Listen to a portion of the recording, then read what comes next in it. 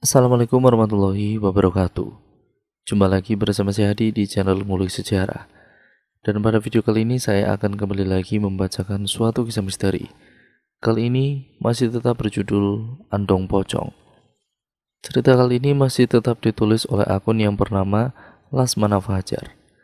Cerita kali ini memasuki part yang kedua ya teman-teman. Jadi untuk kalian yang belum menonton part yang pertama, saya sarankan untuk kalian menontonnya terlebih dahulu agar kalian mengerti keseluruhan alur ceritanya dari awal sampai akhir nanti. Yuk, daripada kita lama-lama, daripada kita penasaran bagaimana kelanjutan ceritanya, mari kita langsung saja menuju ke kelanjutan ceritanya.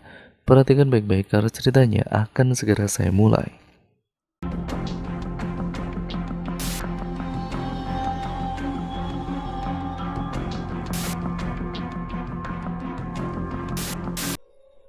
Udara segar menyeruak, terseruput sampai masuk ke lubang hidung Tima. Dari dalam wanita itu tengah menyaksikan siaran TV lokal yang mempertontonkan acara pencarian bakat dangdut. Jam-jam ini sudah tidak ada siaran menarik lagi semenjak film bioskop resmi tidak diizinkan tayang karena menyalahi aturan. Jadilah Tima kini sendiri di kamarnya yang masih apek karena sisa bekas pel masih ada di sana. Siaran TV macam apa ini? Nggak ada channel yang bagus apa? Semua isinya berita, dan beritanya serem-serem lagi. Mana ada yang rela nonton berita kasus-kasus pembunuhan dan pemerkosaan malam-malam begini? Apa nggak serem ya? Lebih baik aku nonton acara dangdut lah. Tima mengganti channel televisinya. Acara dangdut sama saja ya ternyata. Tima mendadak mengernyit dengan heran. Hei, kenapa mendadak buram seperti ini? Tima menghela nafas. Gadis itu hanya ingin menonton televisi dengan tenang. Entah kenapa Tima sangat lelah sekali pada hari ini. Karena seharian ini ia harus urus barang-barang, bahkan urus surat-surat perizinan RT agar boleh menempati indekos ini. Tima segera ke dapur. Kemudian dia mendidihkan air dari panci besar satu-satunya yang ia miliki. Ia kemudian membuka satu bungkus coklat bubuk. Setelah air mendidih, barulah coklat itu dituangkan dan kemudian Tima agak merasa tenang. Wah, dingin banget sih hawanya. Sementara di luar turun rintik dari langit dengan perlahan, membuat katak bersuara nyaring. Sepi nyanyian katak bahkan sampai masuk ke kedang telinga Tima. Rintik air hujan turun, istilahnya gerimis. Walau sepi dan tidak ada kendaraan yang lalu lalang, tampak dari jendela sekitar 3 orang anak kecil sedang bermain di pos kamling. Tina tersenyum. Kini kesempatan yang baik untuk mengenalkan dirinya kepada warga desa, istilahnya ngakrapi. Tima lumayan suka anak-anak. Pikirnya daripada bosan dengan TV kresek-kresek di rumah ini, apalagi enggak sama sekali ada sinyal. Mendadak aku ingin ikutan main deh. Ah, imut banget sih anak-anak itu. Gimana ya? Ambil payung dah, matikan TV dulu, terus cepat-cepat ke sana daripada ngurusin TV brengsek ini. Bosan banget.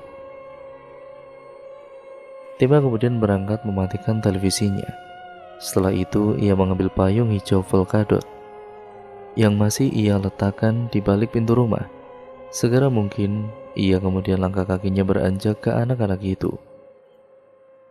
Sesamanya di sana, Tima masih ragu apakah ia harus ikut atau tidak. Bukannya tidak ingin main, tapi bersama anak-anak ini, bagaimana caraku berkenalan dengan mereka? Tima bergumam, tidak disangka malah terdengar di telinga anak-anak itu. Tima yang asik nonton anak-anak bermain langsung terkesiap. Matanya mendelik ketika leher anak-anak itu memutar menatap ke arah Tima dengan tatapan tidak mengerti. Tima cengengesan seakan memberi isyarat ingin ikut bermain dengan mereka. Anak-anak itu masih melirik ke arah Tima. Pandangannya masih linglung. Mungkin di pikirannya, mengapa ada emak-emak datang ke area bermain anak-anak? Itu ya mungkin saja. Boleh kakak lihat kalian bermain? Tima mengerucutkan bibir kecilnya. Salah satu dari anak itu menjawab, kakak kan udah tua. Dalam batinnya, Tima menggerutu, apa aku setua itu? Iya, kakak kan udah gede. Masa main sama anak-anak sih? Balas Parjo. Pipi Tima mendadak merah. Benar juga ya. Benar kan kak? Sahut Sinta. Adik-adik tercinta, kakak enggak setua itu kok. Kakak masih muda, masih kepala 20. Kalau gitu duduk aja kak, ajak Sinta. Kemudian tersenyum sumringah kala itu. Sorot mata Tima langsung beralih ke anak yang mengenakan baju hijau. Entah kenapa Tima merasa ada yang aneh dengan anak itu. Tatapannya kosong. Dia bermain sendiri seakan ada yang mengajaknya bermain. Main apa nih adik-adik? Tanya Tima, masih menatap anak-anak itu. Dakon kak? Saut Parjo, anak lain yang ada di sana. Oh iya, adik ini namanya siapa? Tima menyentuh pundak anak laki-laki yang bermain sendiri itu. Anak laki-laki itu hanya diam. Adik? Tanya Tima sekali lagi. Kali ini mencoba menatap matanya yang sedari tadi menunduk. Dia Jihan kak, anak desa ini. Tiap malam dia selalu main sendirian di sini. Dakon ini juga miliknya, jawab Parjo. Tima mulai merasa aneh. Tiba-tiba saja bulu romanya berdiri. Ia mengusap tengkuknya berkali-kali. Ada yang enggak wajar dengan Jihan. Ayo main kak, ajak Sinta. Tima masih sedikit ragu, masih menatap anak itu. Ayo. Permainan ini dimulai oleh Tima dan Sinta. Sementara Parjo dan Jihan hanya menyaksikan, menjadi saksi kemenangan. Waktu terus berjalan. Putaran detik, menit dari jam ke jam membawa kabut asap yang kian lama semakin tebal. Pasir-pasir dingin berhamburan. Saking asiknya, Tima tidak memperdulikan itu. Terdengar suara lonceng bergemerincing. Tima masih saja fokus ke permainan. Kali ini, ia bermain bersama Parjo, mengambil bulir-bulir manik dan juga mengumpulkannya. Saking asiknya Tima tertawa terbahak-bahak karena melihat sekali lagi ia dikalahkan oleh bocil-bocil itu. Ya Allah, kalah sama bocil. Seru banget ya kan malam ini, Jihan? Tima meraba-raba tempat duduk Jihan. Seketika tatapannya beralih ke arah bangku tempat Jihan duduk. Tima membungkam mulutnya. Jihan? Di mana Jihan? Tanya Tima linglung. Lenggak-lengguk mencari keberadaan anak itu, tapi tidak ketemu. Katanya dia tadi mau pipis kak, saut Sinta. Pipis dek? Ya Allah, astaga, pipis di mana? Kapan? Apa sudah lama? Tima semakin gemetaran. Ya saat kakak main tadi. Terus katanya dia mau pipis ke pohon pisang di sana kak. Sinta menunjuk tempat di mana banyak pepohonan pisang tertanam. Oh, astaga, pohon pisang kan tempatnya poci. Apalagi malam-malam begini, seru Tima. Ayo ikut kakak. Tima menggandeng Sinta dan Parjo menuju tempat itu. Pohon pisang. Tidak ditemukan Jihan di sana. Entah kemana anak itu pergi, Tima sudah mengelilingi pohon pisang itu. Tidak mungkin Jihan langsung pulang tanpa membawa dakonnya. Suara kerincing itu, Tima baru ingat. Oh, astaga, Jihan. Tima gemetaran, mulutnya gelagapan, hampir saja ia jatuh, tapi langsung ditangkap oleh Sinta dan Parjo. Kakak nggak apa-apa? Tanya Sinta khawatir. Tima masih diam, seketika ia berdiri lagi. Jihan. Pulang kali kak, sahut Parjo. Nggak mungkin dek. Keringat Tima mulai menetes, bajunya kini basah. Muncul ketika sosok wanita dari depan tempat Tima berdiri. Mereka adalah Ibu Parjo, Sinta, dan Jihan. Tima meneguk salivanya. Bagaimana aku harus berkata? Mungkinkah andong pocong itu? Apakah itu sebabnya? Tapi mereka sangat awam. Dan percaya nggak percaya? Sinta, kemana Jihan? Tanya Bukus Ibu Jihan. Dari tadi kalian berdua saja nak, sahut Busum Ibu Sinta. Jadi Busum ibunya Sinta? Tanya Tima, Busu mengangguk. Jihan tadi di sini pun. Sinta memulai topik. Di pohon pisang ini, sama siapa? Tanya Bukus mengernyitkan dahi. Sendirian, jawab Sinta. Terus, di mana anakku? Tanya Bukus sekali lagi. Sinta, Parjo, dan Tima tidak dapat menjawab pertanyaan dari Ibu Jihan. Mereka hanya saling tatap. Siapa wanita ini? Bukus menatap sinis Tima. Dia kakak yang main bersama kami, Tante, sahut Parjo. Mana anakku? Tima langsung mendelik. Perasaannya kini tidak enak. Ia harus apa sekarang? Ya karena benar-benar tidak mengerti kemana Jihan itu pergi. Ia bahkan tidak dapat menjawab pertanyaan dari ibu ini. Perlahan keringatnya mengalir tambah deras. Gerimis mulai reda, sahutan jangkrik mulai terasa nyaring. Begitu pula jeritan ayam di malam hari. Maaf, saya tidak tahu. Tima meneguk ludahnya. Bohong, tancap Bukus. Perlahan air matanya mulai tumpah.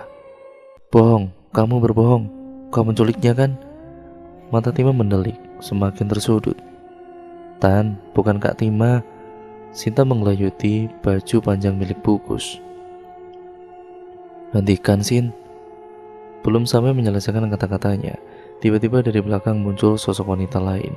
Ia tidak lain dan tidak bukan adalah Busul, pemilik kos-kosan yang ditinggali oleh Tima. Tima bukan pelakunya.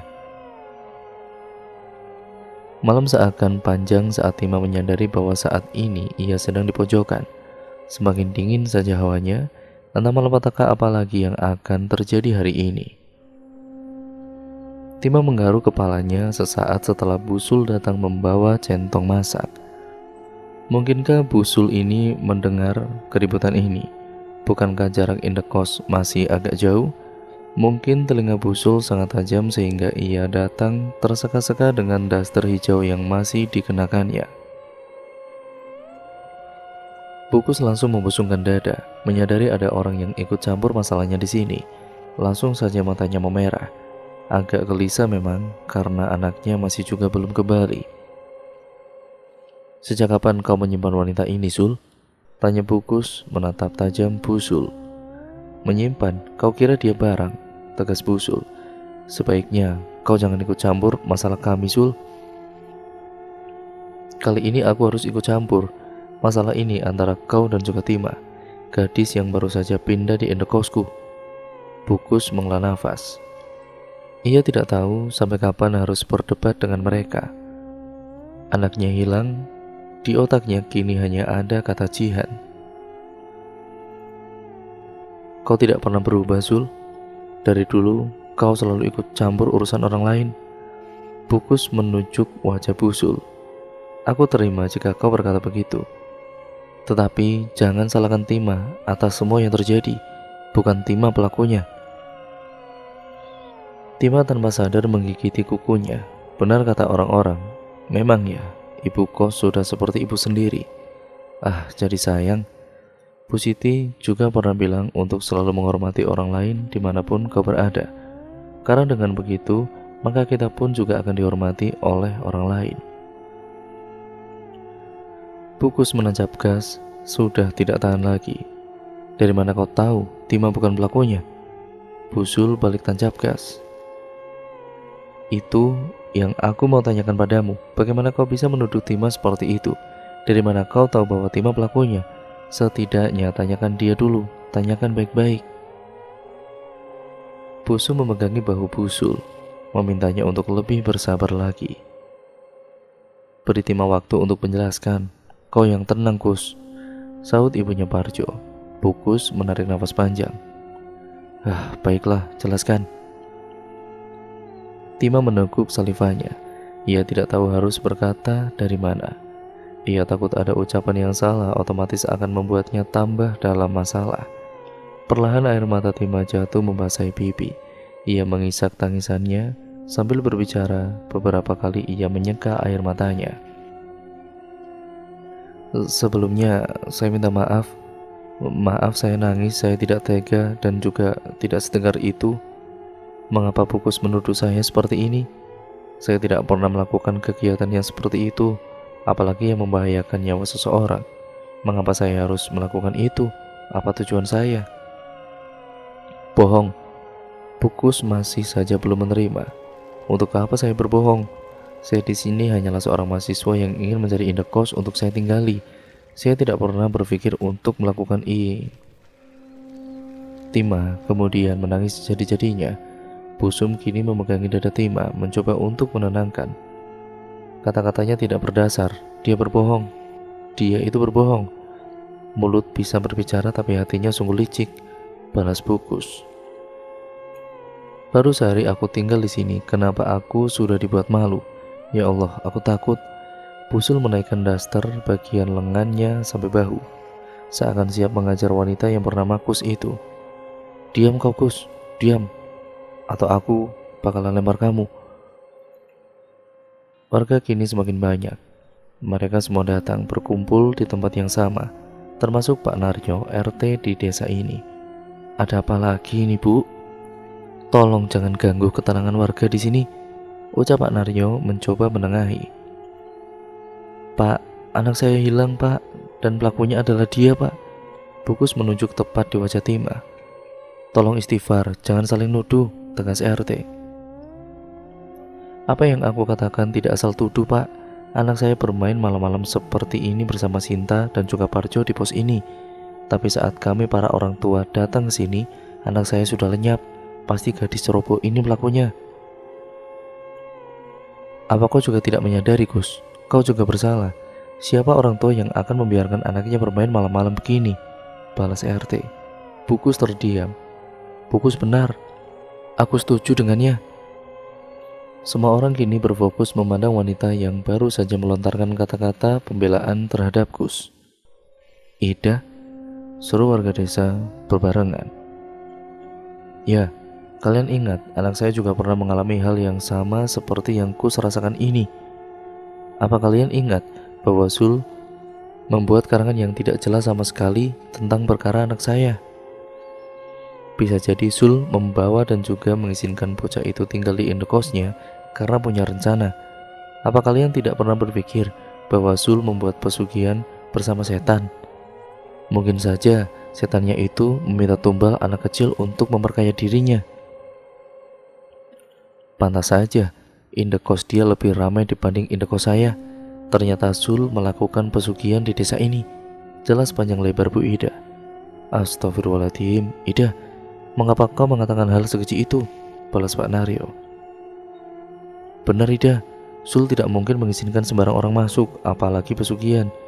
Bu Ida mengangkat satu alisnya sambil melipat kedua tangannya. Tapi buktinya? Bu Sul gemetaran. Dengan nada lirih ia berkata, saya tidak pernah melakukan pesugihan seperti yang Anda katakan. Saya selalu membuat karangannya tidak jelas. Ya, kali saya berani mengatakan bahwa penculik itu terjadi karena Andong Pocong telah kembali. Bu Ida terkekeh. Hah? Saya sudah menduga Anda akan berkata demikian. Pak Naryo, sudah jelaskan siapa penculik Jihan? Aku tetap percaya kepada Busul. Pak Naryo agak ragu mengatakan itu. Saya sangat yakin Busul benar, sahut Busum. Bu Ida melongo. Sum, lagi-lagi kau membela Sul. Baiklah, setelah semua yang terjadi hari ini, kalian masih percaya Sul? Seluruh warga terdiam. Bu Ida menghela nafas berat. Tanya Tima Ida, tanya Sinta, tanya Parjo. Mereka bermain bersama, sahut Busum. Bukus menoleh ke arah Sinta. Suaranya mulai merendah. Apa yang terjadi Sinta? Kak Tima tidak bersalah. Dia bermain bersamaku, Parjo dan Jihan. Tidak mungkin Kak Tima menculik Jihan. Malahan Kak Tima khawatir tentang keadaan Jihan. Begitulah jawab Sinta. Ibu, suara anak laki-laki membuat semua mata tertuju padanya. Memanggil nama ibu-ibu yang dimaksud ternyata adalah Bukus. Jihan? Bukus langsung mengejar anaknya itu. Tima menghela. Lega ternyata Jihan masih ada di sana. Bukus memeluk Jihan sekencang-kencangnya. Air mata yang sedari tadi tertahan kini tumpah, tidak kuat melihat anaknya kembali. Atau sebenarnya Jihan tidak pernah diculik? Kau kemana saja, Jihan? Kau buat ibu khawatir tahu nggak? Seru Bukus. Jihan menatap mata ibunya kosong. Aku pipis. Oh ya Tuhan, terima kasih. Pak Naryo menatap Bukus. Lain kali jangan asal menuduh. Bukus terkekeh merasa malu. Pipinya memerah. Maaf. Minta maaflah kepada Tima dan juga Busul, balas Pak Naryo. Tatapan mata Bukus beralih ke arah Tima. Maaf ya Mbak. Tima terdiam, masih menahan air matanya agar tidak tumpah. Ini kali pertamanya ia dituduh macam-macam seperti ini. Warga mulai bubar, tidak terkecuali Tima dan juga Busul. Langkah mereka berjalan ke arah rumah kembali, masuk ke dalam gang yang sangat-sangat luas itu. Gang yang masih bisa dilewati oleh mobil dan juga motor. Busul sudah sampai di rumahnya, namun Tima mendadak berhenti di depan rumah yang sudah tidak berpenghuni. Tampak bayangan putih berkebaya lewat begitu saja. Mata Tima melongo. Gadis itu bergidik ngeri. Dengan cepat ia pergi menyusul Busul. Langkahnya sangat cepat sekali. Pagi ketika ayam mulai terdengar bunyinya, sangat nyaring sekali. Matahari mulai kembali menerangi bumi. Tima bangun dengan mata yang capek, masih rapat, hari ini kuliah. Terdengar suara lantang seorang ibu dari luar. Anakku mati. Tima mendelik, menghilangkan semua rasa kantuknya. Apakah itu Jihan? Jihan. Tima duduk di kasurnya dengan mata yang tidak menutup semalaman. Masih ada di otaknya kini sisa-sisa memori Jihan, anak yang baru hilang beberapa hari yang lalu. Termenung di pagi yang sepi, ditemani kicauan burung gereja yang memutari rumahnya setiap waktu. Kicauan burung itu menyadarkan Tima. Sudah pukul 6:30 pagi, kini sudah waktunya berangkat kuliah. Biasanya butuh waktu minimal 1 jam untuk siap-siap, namun saat ini kondisi tidak memungkinkan. Untung saja jarak rumah ke universitas tidak terlalu jauh, ya karena ia sudah menyewa rumah di daerah sini. 5 menit hanya cukup untuk membasuh muka, kemudian ganti baju. Terpaksa hari ini dia tidak mandi. Jika ia mandi, pasti akan telat dan gerbang akan ditutup pukul 7 pagi. Wanita itu menatap cermin besar yang tertempel di lemari coklat tepat ia menyimpan baju-bajunya. Melihat dari ujung rambut sampai badannya, semua seperti tidak terawat. Wajahnya tampak pucat, beberapa komedo tumbuh di antara hidungnya. Tanpa mandi, kau masih cantik, Tima. Cepatlah, jika kau memuji dirimu sendiri, nanti bisa telat. Tima berpikir butuh waktu seharian hanya untuk memuji wajah cantiknya. Maka dari itu, segeralah ia mencegat taksi yang ada di depan rumahnya. Kata Bu Siti, cantik itu dari hati. Cantik itu enggak hanya sekedar fisik kok. Fisik cantik itu bonus. Tima tiba dengan waktu yang sangat ngepres, 6:59 menit. Perjalanan yang cukup melelahkan karena jalanan hampir saja macet sebab ada mobil yang mogok di pinggir jalan. Tima berhenti di depan gerbang, menarik nafas kemudian membuangnya. Masih menatap universitas itu, Universitas Sidoarjo. Tima tersenyum. Teringat masa kecilnya, mimpi yang tidak pernah ia bayangkan, masuk universitas favorit. Sungguh benar-benar sebuah perjuangan. Kakinya tanpa sadar tergerak memasuki tempat itu. Langkahnya cepat. Sepatu hitam dengan ikat tali yang belum terikat. Hal yang paling mengerikan adalah terjatuh karena ikat sepatu itu. Apalagi menabrak orang sampai kertas beserta buku-buku besar berhamburan layaknya anai-anai. Sorry. Tima langsung mengibaskan pakaiannya takut ada yang kotor. Perlahan sorot matanya beralih ke wanita yang ia tabrak barusan. Tampak wanita itu membereskan buku-bukunya. Tergopoh-gopoh takut terlambat ikut ke kelas. Santai saja, balas wanita itu. Setelah membereskan buku-bukunya, wanita itu kemudian berdiri. Sekejap terlihat siapa yang membuatnya terjatuh tadi. Tima? Tima juga masih asik membereskan buku-bukunya yang sudah ternodai oleh pasir-pasir. Pelan-pelan ia menatap wanita di depannya. Bibir Tima membawa senyuman. "Nurhaliza? Tima, kamu apa kabar?" tanya Nur. "Nur?" Tima segera berdiri setelah membereskan barang-barangnya. Segera setelahnya melakukan cipika-cipiki karena posisi tangannya yang sedang membawa buku, jadi tidak bisa saling berpelukan. "Aku kangen banget sama kamu. Semenjak kamu izin kepada dosen bahwa kamu akan ngekos, kamu sudah tidak terlihat lagi," ucap si Nur ini. "Ceritanya panjang banget. Tempat baruku ini benar-benar sangat aneh." "Aneh?" Tima mengangguk. "Iya, aneh. Bagaimana kalau kita cerita setelah jam pelajaran saja atau saat jam istirahat nanti?" Nur juga mengangguk. "Kebetulan kita ada di kelas yang sama kan? Jadi enak nih buat cerita berdua." Tima tertawa kecil. "Haha, bukankah kita juga sebangku? Prodi Pendidikan Sastra dan Bahasa Indonesia, impian kita." Nur menapuk dahinya. "Oh iya, aku lupa. Ayo kita masuk ke kelas." Sambil jalan, Nur kemudian mengungkapkan semua kerinduannya pada Tima semenjak ia tidak masuk sangat lama. "Ngomong-ngomong, mana keceriaanmu yang dulu?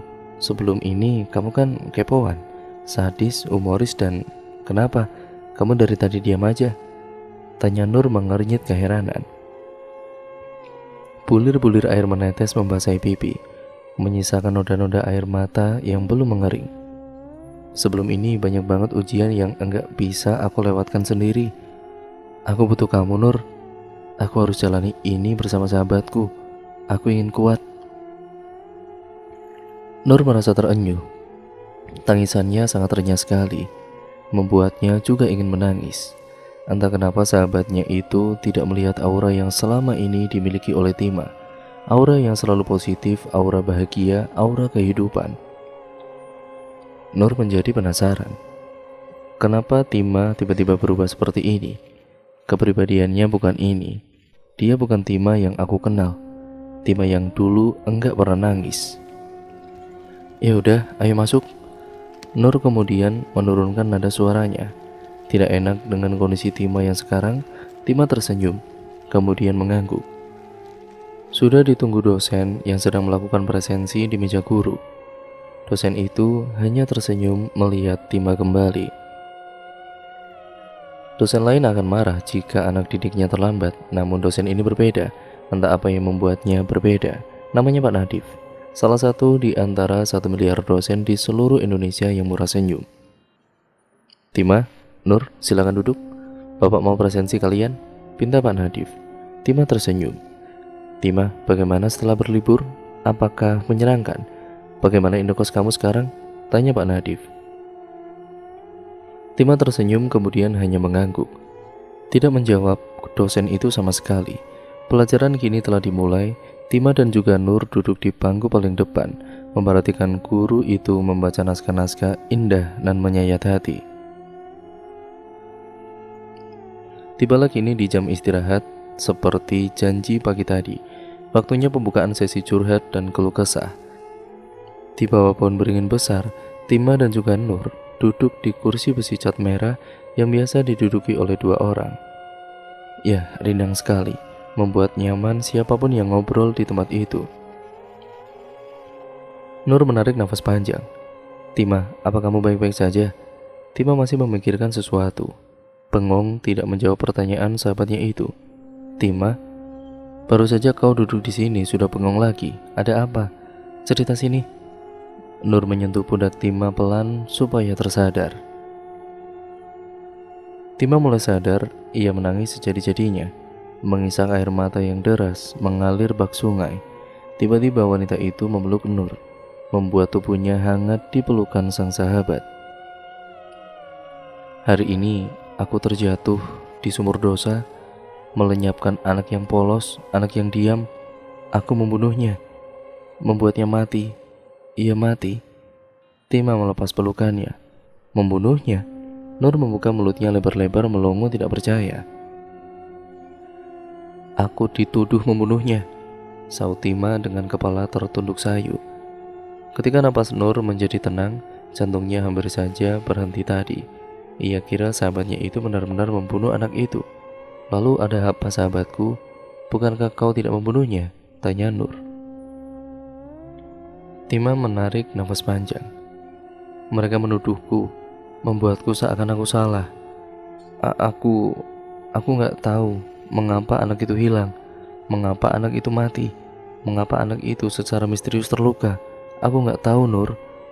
Ia ditemukan tewas pagi itu setelah malamnya ditemukan. Bukankah itu aneh? Nur kemudian menggaruk dagunya. Aneh banget malah. Apa alasan mereka menuduhmu? Sejak pertama kali aku singgah di desa itu, memang semuanya sudah tampak aneh.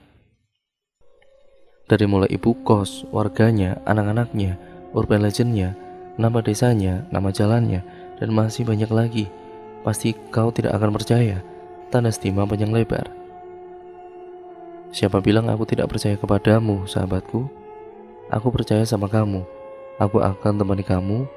Kamu tahu kan, aku punya penglihatan yang tidak semua orang punya. Bukankah itu istimewa? Bukankah aku harus menggunakannya untuk kebaikan? Lalu, mengapa aku tidak ingin membantu sahabatku sendiri? Mengapa kau masih saja murung? Mengapa kau tidak tersenyum? Aku akan membantumu. Begitulah balas Nur.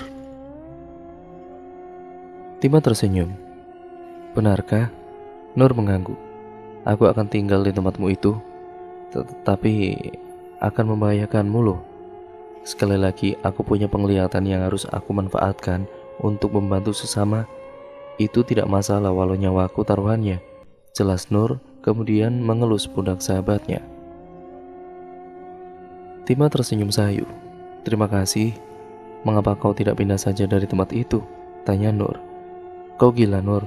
Orang tuaku sudah membiayai ini semua, dan aku hanya butuh waktu setahun ke depan saja. Aku akan terbebas dari desa itu. Mengapa Paman Sam tidak mencarikanmu kos-kosan? Bukankah ia tahu tempat-tempat bagus di Sidoarjo? Aku pernah bertemu pamanmu sekali. Dan ingat tidak, kita diajak keliling Sidoarjo, balas Nur. Iya, pamanku sangat repot mengurus kantornya yang ada di Surabaya. Masa harus meminta pamanku mencarikan tempat? Kan enggak enak juga, jawab Tima. Baiklah, aku akan mulai pindah besok, seru Nur. Besok? Kebetulan Tima dan juga Nur ikut kelas pagi. Jam kuliah berakhir pukul 12. Sudah tersusun list atau jadwal apa-apa saja yang harus disiapkan di sebuah lembar kertas HVS. Mereka harus menyiapkan semuanya hari ini. Nur bebas kemana saja sekarang, asal ia harus izin ke ayahnya terlebih dahulu. Ibunya telah tiada 10 tahun yang lalu. Ini yang membuat ayahnya kini enggan tinggal bersama Nur karena merasa Nur sudah dewasa. Lagi pula, ibu tiri Nur juga tidak setuju bila Nur harus tinggal bersama ayahnya. Kini mereka bahagia merawat buah hatinya yang sudah menginjak usia 5 tahun. Barusan saja anak itu didaftarkan ke taman kanak-kanak. Kamu benar mau lakuin ini? Tima mengernyit keheranan melihat Nur mengemas pakaiannya dari lemari besar di indekosnya yang sekarang. Nur mengembuskan napas. Kan aku sudah pernah bilang, aku mau bantu kamu. Kata Bu Siti, lakukanlah pekerjaan yang beresiko dengan banyak pertimbangan. Kalau kamu nggak bantu juga nggak apa-apa kok. Aku masih bisa sendirian, tampik Tima. Nur meletakkan pakaian yang dipegangnya, kemudian menghela nafas. Terkadang, nasihat dari Bu Sitimu itu memang benar, tapi bagaimana mungkin aku tidak membantu sahabatku yang sedang dalam masalah? Manusia adalah makhluk sosial, dan manusia membutuhkan sesama manusia lain. Istilahnya kita harus saling membantu, apalagi kita bersahabat kan? Aku akan membantumu mencari tahu mengapa desa yang kau tinggali itu sangat aneh. Mata Tima berkaca-kaca, melepas bulir air yang sudah tidak tertahan lagi. Tidak butuh waktu yang lama, Tima merangkul badan Nur sangat kuat. Kau benar-benar sahabatku. Kuharap kau tidak akan pernah mengkhianatiku. Kuharap kau adalah teman selamanya dalam hidupku. Nur kemudian melebarkan bibirnya yang merah, kemudian mengalirkan air mata yang menetes sampai membasahi wajah tirusnya. Bagaimana jika kita mengakhiri tangisan ini dan membantu aku merapikan pakaian? Nur mengangkat salah satu alisnya. Tima mengambil legging milik Nur, kemudian terkekeh bersama. Tima merasa ada yang bergetar di sakunya seperti menggelitik. Sesegera mungkin ia menjulurkan tangannya melihat apa yang ada di sakunya. Setelah dicek, itu adalah ponsel Tima. Sengaja tidak menyalakan dering ponsel dan membisukannya karena khawatir mengganggu aktivitas kuliahnya tadi. "Ngomong-ngomong, siapa yang telepon kamu?" tanya Nur mengernyit dengan heran. Tima menatap mata Nur, membisikkan sesuatu. "Adam," Nur mengangguk. Ia mengerti Tima harus menjawab telepon itu. Tima akhirnya keluar mencari tempat yang sepi. Bagaimanapun itu, hubungan mereka adalah privasi. Dan kemudian sebenarnya Nur juga harus tahu. Namun, karena Tima lebih suka berbicara berdua saja, biasanya ia akan menceritakannya setelah telepon. "Adam, apa yang kamu lakukan?" tanya Tima menyempitkan matanya. "Masa telepon gak boleh sih?" balas Adam langsung manyun. Tima gelagapan. Iya boleh, tapi ada apa toh?" "Cuma mau bilang, aku rindu." Pipi Tima memerah, lalu kemudian tersenyum candu. "Rindu karena gak ketemu aku ya?" "Adam, hari ini kan kamu juga harus kuliah. Masa kamu bolos sih?" "Anak Unair kok gak rajin." "Apa kata dosen nanti?" Adam tertunduk malu, pipinya ikut merah. "Jangan kegeeran ya, aku nggak kangen kamu kok. Aku tadi itu cuma mau lihat reaksi kamu itu gimana. Cuma mau ngetes. Pasti langsung senyum-senyum sendiri kan kamu di sana?" Tima kemudian memunyun. Kamu itu, Dam." Bunga seakan bermekaran. Hati Adam langsung sayu ketika si Tima ini mengatakan itu. Jantungnya berdetak 2 kali lipat, terkisah di antara cinta yang bermekaran. Tidak disangka Tima akan mengatakan ini. Padahal niat awal hanya mengungkapkan rindu. Biasanya juga Adam yang mengungkapkan cintanya itu. "Kenapa, Tima?" Adam kemudian memercik senyumannya ke segala penjuru. Berkat support Adam, kini Tima dapat tersenyum setelah tadi menangis seharian di pelukan Nur, dan ternyata kekuatan cinta benar-benar begitu ajaib. "Lupakan cinta Adam, bagaimana kabarmu? Bagaimana perasaanmu, kuliah kamu? Kamu baru masuk juga kan? Respon dosen, respon teman kamu, respon orang tua kamu, bagaimana kamu menjalani hidup di sana? Bagaimana suasananya? Di mana kamu sekarang? Mau bertemu denganku?" Tima bertanya panjang lebar membuat Adam melongo. Matanya tidak bisa berkedip. Langsung ngelak detik itu juga. Pertanyaan mana yang harus kujawab dulu? Hei Tima, kalau tanya itu satu-satu. Seperti biasa ya, sifat kepomu itu gak pernah hilang." Adam kemudian menggelengkan kepalanya tidak mengerti. Mata Tima tiba-tiba sayu. "Pernah hilang kok." "Kapan?" Adam mengernyit heran. "Beberapa hari yang lalu, sejak aku tidur tuh menghilangkan serta melenyapkan seorang anak di desa tempat kos aku." Jujur gadis itu. Adam mendelik tidak percaya. "Benarkah? Kenapa kau tidak memanggilku? Aku kan bisa memberikan pelajaran kepada orang-orang itu." Tima mengembuskan napas berat. "Lalu bagaimana?" tanya Adam.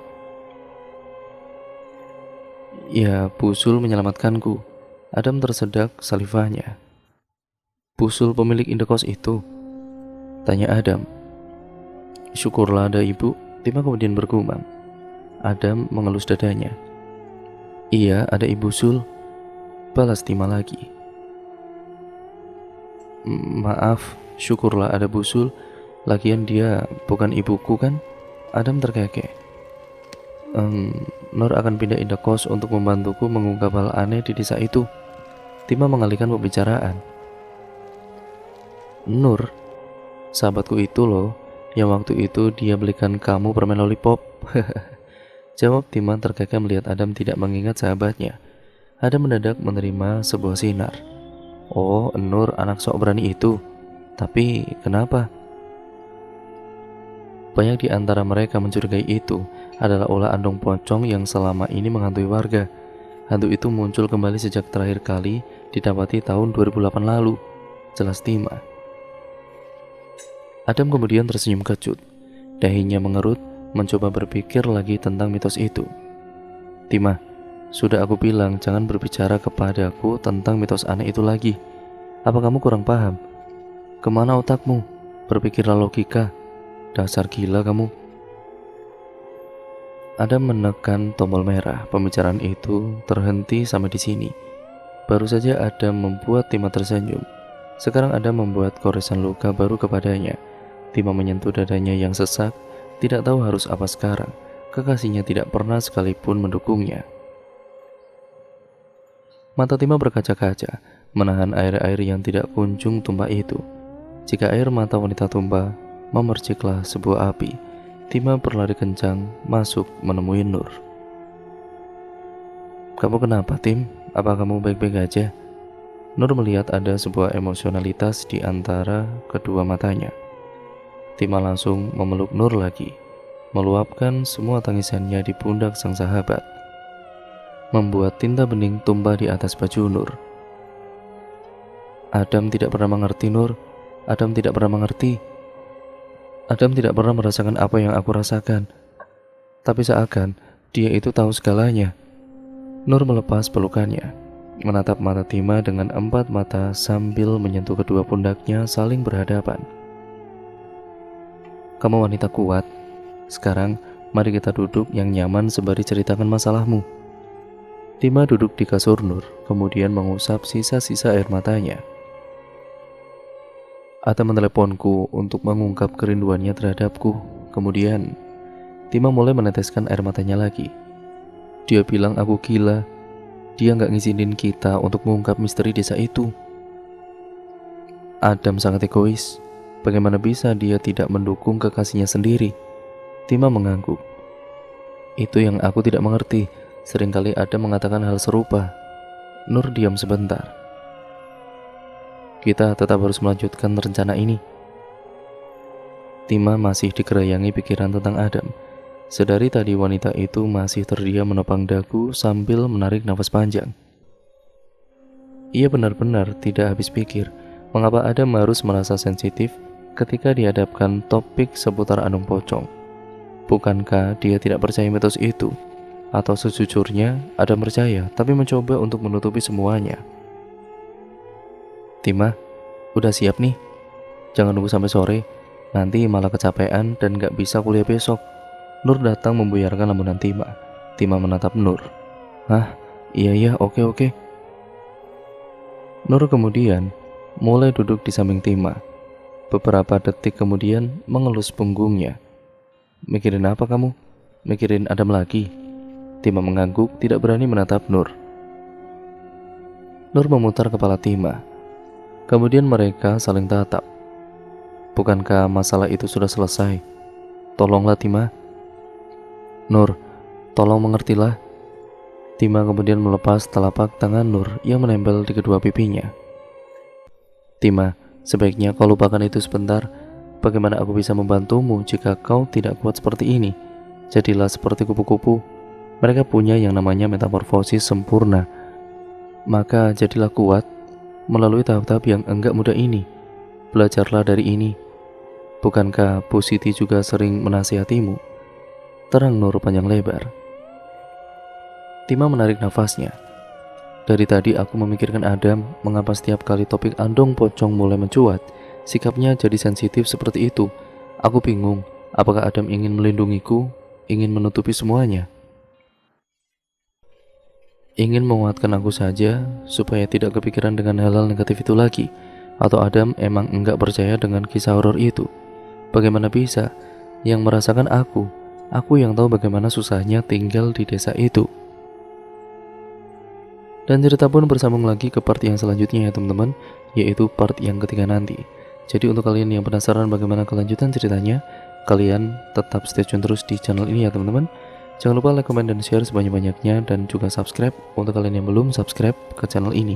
Nyalakan tombol lonceng notifikasinya agar kalian tidak ketinggalan video terbaru selanjutnya dari channel ini. Sekian dan terima kasih ya teman-teman, kurang lebihnya mohon maaf. Sampai berjumpa di video terbaru selanjutnya. Wassalamualaikum warahmatullahi wabarakatuh.